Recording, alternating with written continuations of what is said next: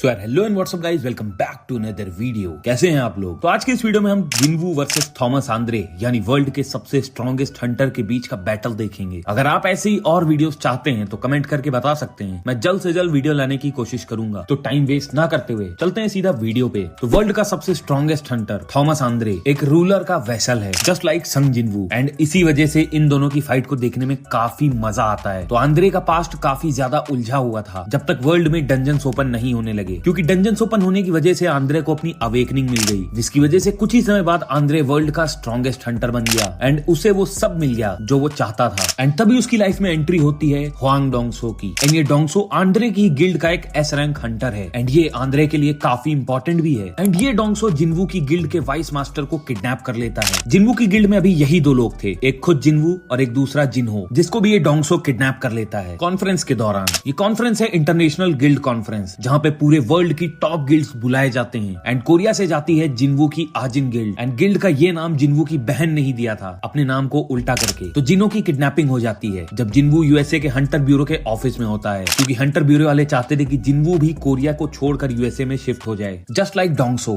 And इसीलिए वो लोग कामिश की बॉडी दिखाकर जिन्वू को उसके र्यून स्टोन का लालच देते हैं। अब र्यून स्टोन क्या होता है? तो देखो, र्यून स्टोन वो स्टोन है कि जिस हंटर या मैजिक बीस्ट से निकलता है उसकी स्किल्स तुम्हारी हो जाती हैं। जैसे इग्रिस को मारने पर जिन्वू को मिली रूलर्स अथॉरिटी और डीमन किंग बारान को मारने पर शैडो एक्सचेंज। एंड सीजन 1 में दिखाए गए हंटर कांग ताइशिक को मारने पर उसकी स्टेल्थ एबिलिटी जिन्वू को मिल गई थी। कुछ उसी तरह रून स्टोन भी काम करता है एंड इसी चीज का लालच हंटर ब्यूरो वाले जिन्वू को दे रहे थे। वहीं पे दूसरी तरफ डोंगसो के आदमी जिन्हो को लेकर गए कि तुम्हें जिन्वू हंटर ब्यूरो में बुला रहा है। एंड यहाँ पे जिन्वू को रून स्टोन में जरा सा भी इंटरेस्ट नहीं था, बल्कि उसको इंटरेस्ट था कामिश के स्केलेटन में। हाँ, तो तुम सही समझ रहे हो, वो कामिश को अराइज करना चाहता था, क्योंकि कामिश कोई आर्म ड्रैगन नहीं था, वो मोनार्क ऑफ डिस्ट्रक्शन अंतारेस का ड्रैगन है, जो अमेरिका में खुले सबसे पहले एस रैंक गेट का बॉस था, जिन्हें इन 5 लोगों ने मिलकर मारा था। एंड तब सबसे ज्यादा काम आया था थॉमस आंद्रे। और ये जो हंटर ब्यूरो है, इन्होंने अपने बेस कामिश के स्केलेटन पर ही बना दिया। वही हंटर ब्यूरो वाले ये बखूबी जानते थे कि जिन्वू के अंदर कामिश की सोल एक्सट्रैक्ट करने की ताकत है, लेकिन वो फिर भी जिन्वू को ऐसा करने से मना नहीं करते, ताकि जिन्वू खुश होकर यूएसए में रुक जाए।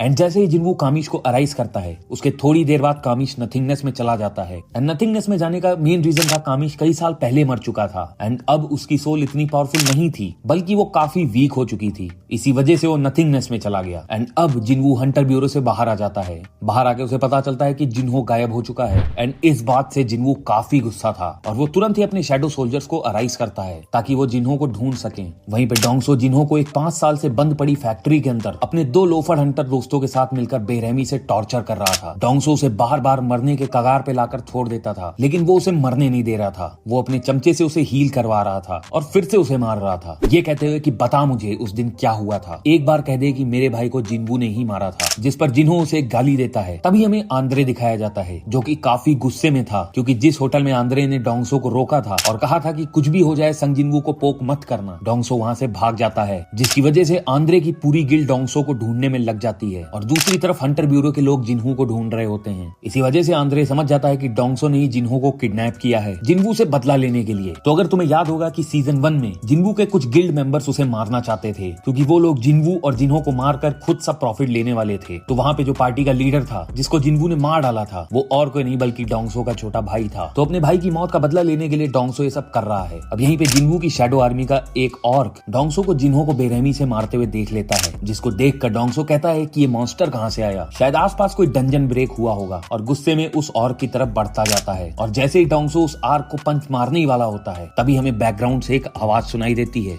एक्सचेंज। एंड तभी डोंगसो को एक जोरदार पंच पड़ता है और वो एक पंच इतना असरदार था कि डोंगसो के मुंह से खून निकलने लगता है और वो दूर जा गिरता है, जिसको देखकर पीछे बैठा जिन्हो हंसने लगता है। एंड फिर जिन्वू अपनी इन्वेंटरी से एक हीलिंग पोशन निकालकर जिन्हो को पिलाता है ताकि वो सही हो जाए। बट तभी सिस्टम उसे एक नोटिफिकेशन देता है कि जिन्हो की एचपी 10% से कम हो चुकी है, जिसकी वजह से ये पोशन उस पर काम नहीं करेगा, जो देखकर जिन्वू और भड़क जाता है और गुस्से से डोंगसो के साथियों की तरफ देखता है और कहता है क्या तुम में से कोई हीलर है तो जिन्हो को तुरंत हील करो। बट क्योंकि वो लोग अमेरिकन होते हैं तो वो कोरियन लैंग्वेज नहीं समझ पाते। तभी पीछे से डोंगसो कहता है कि तुम्हें जिन्हो को हील करने के लिए कह रहा है। एंड दूसरी तरफ आंद्रे को पता चल जाता है कि फाइट स्टार्ट हो चुकी है, जिस वजह से वो तुरंत अपनी कार का दरवाजा तोड़कर बाहर निकलता है और अपने ड्राइवर से कहता है कि जितनी तेज हो सके उतनी तेज मेरा पीछा करो, और वो फुल स्पीड में उनकी तरफ भाग जाता है। तभी डोंगसो जिन्वू से कहता है फाइनली वी मीट, कि आखिरकार हम मिल ही गए। एंड जिन्वू उसके दोनों साथियों से कहता है कि मैं तुमसे आखिरी बार कह रहा हूँ, जिन्हो को हील करो। तो वो बंदा कहता है कि पहले मेरे बॉस से पूछो, और वो बस ये बोल ही रहा होता है तभी जिन्वू उसे एक ही बार में मार देता है। और तब जिन्वू दूसरे से पूछता है कि क्या तुम हील कर सकते हो? तब ये बोलता है कि नहीं, मैं कॉम्बैट टाइप हंटर हूँ। फिर इसके साथ भी यही होता है जो पहले वाले के साथ हुआ था। एंड डोंगसो जिन्वू की तरफ बढ़ रहा होता है, ये कहते हुए कि मुझे पता है तुमने ही मेरे भाई को मारा है। एंड तब जिन्वू कहता है कि ये बात तुम खुद अपने भाई से पूछ लेना, मैं तुम्हें भी वहीं भेज रहा हूँ। ये सुनते ही डोंगसो जिन्वू को पंच करने का प्रयास करता है, लेकिन जिन्वू बड़े ही इजीली उसको डॉच कर देता है। एंड साइड से डोंगसो को एक पंच मारता है जिससे वो दूर जा गिरता है। एंड जैसे ही डोंगसो उठने वाला होता है उसके ऊपर जिन्वू आ जाता है। एंड जिन्वू डोंगसो को उसी बेरहमी से मारता है जिस तरह डोंगसो कुछ देर पहले जिन्हो को मार रहा था। एंड फिर वो डोंगसो के सर को पकड़कर उसे हवा में उठा देता है। तभी पीछे से एक बहुत तेज आवाज आती है जैसे कुछ आसमान से गिरा हो। एंड इस आवाज के पीछे का रीजन था थॉमस आंद्रे, जो कि फैक्ट्री की छत को तोड़कर उसके अंदर आ जाता है। और वो डोंगसो से कहता है कि मैंने तुम्हें मना किया था कि इससे पंगा मत लेना, क्या तुम जिंदा हो? इस पर जिन्वू कहता है कि यस, अभी ये जिंदा है। जिस पर थॉमस कहता है चलो अच्छा है, तुम्हें इतनी इंग्लिश तो आती है, अब इसे छोड़ दो। एंड अगर तुम इसे छोड़ देते हो तो मैं सब कुछ भूल जाऊंगा जो भी तुमने किया। ये सुनकर जिन्वू बड़े ही बैड एस वे में कहता है, और अगर इसे मैं नहीं छोड़ू तो इस पर आंद्रे कहता है तो मुझे तुम्हें अपनी पावर्स दिखानी पड़ेंगी। तभी जिन्वू डोंगसो को दूर फेंक देता है और कहता है चलो फिर देखते हैं। एंड फिर वो आंद्रे के सामने खड़ा हो जाता है। तो आंद्रे उससे कहता है तुम्हें पता है ना मैं कौन हूँ? जिस पर जिन्वू कहता है कोई फर्क नहीं पड़ता। इस पर आंद्रे सोचता है कि इसे पता है मैं कौन हूँ, फिर भी ये रुक नहीं रहा, या तो ये बहुत ताकतवर है या तो ये सबसे बड़ा बेवकूफ है। तभी हमें पता चलता है हंटर ब्यूरो और थॉमस के गिल्ड मेंबर्स फैक्ट्री के बाहर आ चुके हैं। और तभी एक धमाके के साथ फैक्ट्री की दीवार टूटती है एंड बाहर खड़े लोगों की तरफ कोई तो पीछे घिसटता हुआ आता है। एंड जैसे ही धूल हटती है तब सबको पता चलता है कि ये और कोई नहीं थॉमस आंद्रे है, जिसको देखकर उसके गिल्ड मेंबर्स उससे पूछते हैं क्या तुम ठीक हो? जिस पर आंद्रे उनसे चुप रहने को कहता है। फिर जिन्वू भी फैक्ट्री के बाहर आ जाता है। तभी हम देखते हैं जिन्वू इग्रिस को कमांड देता है कि जिन्हो को पास के किसी हॉस्पिटल में ले जाओ। तो इग्रिस और काइसल जिन्हो को लेके चले जाते हैं। एंड अब यहाँ पे लिटरल वॉर की सिचुएशन बन चुकी है, जहाँ पे एक तरफ है जिन्वू और उसके शैडो सोल्जर्स और दूसरी तरफ है थॉमस आंद्रे और उसके गिल्ड मेंबर्स। तभी आंद्रे कहता है चलो अच्छा हुआ तुमने अपने शैडो सोल्जर्स को बाहर निकाल लिया, पर तुमने मुझे मेरे गिल्ड मेंबर्स के सामने मार के बहुत ही बड़ी गलती कर दी है। अब तुम्हें मरना होगा ताकि मैं अपनी खोई हुई इज्जत वापस पा सकूं। इसी के साथ आंद्रे जिन्वू को एक लास्ट चांस देता है कि अगर तुम मुझसे समय रहते माफी मांग लेते हो तो मैं तुम्हें जिंदा छोड़ दूंगा। जिस पर जिन्वू उसे मिडिल फिंगर दिखा देता है। हाँ, वर्ल्ड के स्ट्रॉन्गेस्ट हंटर को अपना जिन्वू मिडिल फिंगर दिखा देता है, जिस पर आंद्रे काफी गुस्सा हो जाता है और अपनी पावर्स को रिलीज कर देता है। आंद्रे के मसल्स बड़े हो जाते हैं क्योंकि आंद्रे की पावर है स्ट्रेंथ। जिसके बाद आंद्रे सभी शैडो सोल्जर्स को मारते हुए संग जिन्वू की तरफ बढ़ने लगता है, यहाँ तक कि टस्क भी उसके सामने नहीं टिक पाता। बट आंद्रे देखता है कि उसके गिल्ड मेंबर्स को शैडो आर्मी ओवर पावर कर रही है, लेकिन वो ये सब इग्नोर मारते हुए जिन्वू की तरफ बढ़ता रहता है। फिर आंद्रे के सामने आयरन आ जाता है जिसको वो एक सिंगल पंच में दूर फेंक देता है, लेकिन वो देखता है कि जिन्वू यहाँ पे नहीं है। एंड तभी पीछे से जिन्वू आंद्रे के काफी पास आ चुका होता है। एंड यहाँ से आंद्रे के लिए कोई भी अटैक डॉज कर पाना लगभग इम्पॉसिबल था। तभी जिन्वू अपने डैगर से उसके ऊपर अटैक करता है, लेकिन आंद्रे की बॉडी इतनी स्ट्रॉन्ग थी कि उसको एक खरोच तक नहीं आती, जिसको देखकर आंद्रे हंसता है और कहता है तुम्हें क्या लगता है कि तुम नेशनल लेवल हंटर को एक छोटे मोटे खिलौने से मार लोगे? और वो जिन्वू को कस के पंच मारता है, जिसकी वजह से जिन्वू हवा में उड़ जाता है। एंड जिन्वू हवा में ही होता है तभी आंद्रे अपनी टेलीकिनेसिस का यूज करके उसको अपनी तरफ खींचता है और कहता है कि क्या तुम्हें हम लोगों के बीच की पावर डिफरेंस दिखाई दे रही है? एंड ये शब्द बोलने के बाद ही थॉमस का बुरा टाइम शुरू हो जाता है, क्योंकि अब जिन्वू काफी ज्यादा गुस्से में था। तो जिन्वू अपनी रूलर्स अथॉरिटी का यूज करते हुए आंद्रे को घुटनों पे ले आता है, और वो रूलर्स अथॉरिटी इतनी पावरफुल थी कि आंद्रे को लगा कि जिन्वू उसे क्रश करना चाहता है। एंड उसी टाइम जिन्वू आंद्रे के मुंह पे एक जोरदार पंच मारता है। एंड इस पंच की वजह से आंद्रे के मुंह से खून निकलने लग जाता है और वो दूर जा गिरता है। और जैसे ही आंद्रे खड़ा हो ही रहा होता है, जिन्वू उसे दूसरा पंच मारता है, ये कहते हुए कि क्या तुम्हें हम दोनों के बीच में पावर डिफरेंस दिखाई दे रहा है? इस पर आंद्रे कहता है हाँ,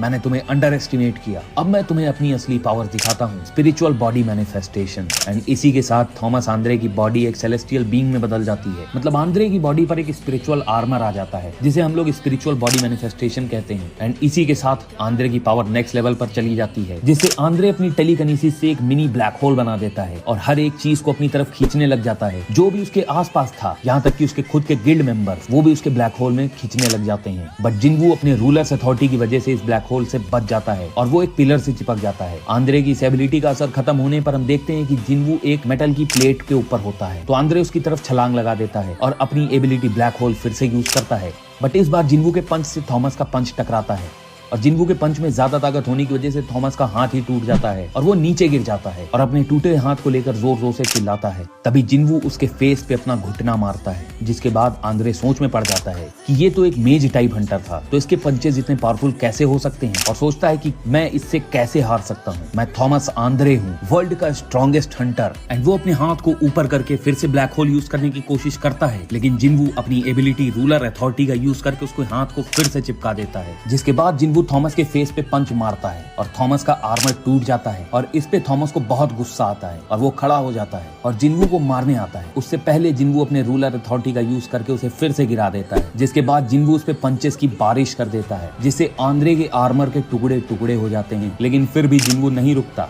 यहाँ तक कि हंटर्स ब्यूरो वाले भी कहते हैं कि अब उसे छोड़ दो, नहीं तो थॉमस आंद्रे मारा जाएगा। जिसके बाद वो जिन्वू से कहता है कि हाँ मैं हार चुका हूँ। इस पर जिन्वू उससे कहता है मैंने पहले ही कहा था, मुझे कोई फर्क नहीं पड़ता तुम कौन हो, और उसके बाद जिन्वू उसे छोड़ देता है। एंड यहाँ पे इन दोनों के बीच की फाइट खत्म हो जाती है। एंड क्या तुम्हें पता है ये सब प्लान डोंगसो का था, क्योंकि वो जानता था कि अगर वो मार खाएगा तो थॉमस शांत नहीं बैठेगा और जिन्वू को मार डालेगा। लेकिन क्योंकि उसे जिन्वू के इतने पावरफुल होने का कोई आइडिया नहीं था, इसी वजह से ये सब हुआ। यहाँ पे आंद्रे के शरीर की हर एक हड्डी टूट चुकी थी और एक एस रैंक का हीलर भी उसे हील नहीं कर पा रहा था। एंड ये थॉमस आंद्रे था जिस वजह से जिन्वू के पंचेस से नहीं मरा। एंड अगर यहीं पे कोई और होता तो उसका हाल क्या होता है तुम सोच भी नहीं सकते। और बात रही डोंगसो की, तो उन्हीं के गिल्ड का एक मेंबर ये खबर देता है कि डोंगसो ब्रीद नहीं कर रहा, यानी कि वो मर चुका है, जिसको कि जिन्वू पहले ही अराइज कर चुका होता है। एंड वो उसकी शैडो को नाम देता है ग्रीड।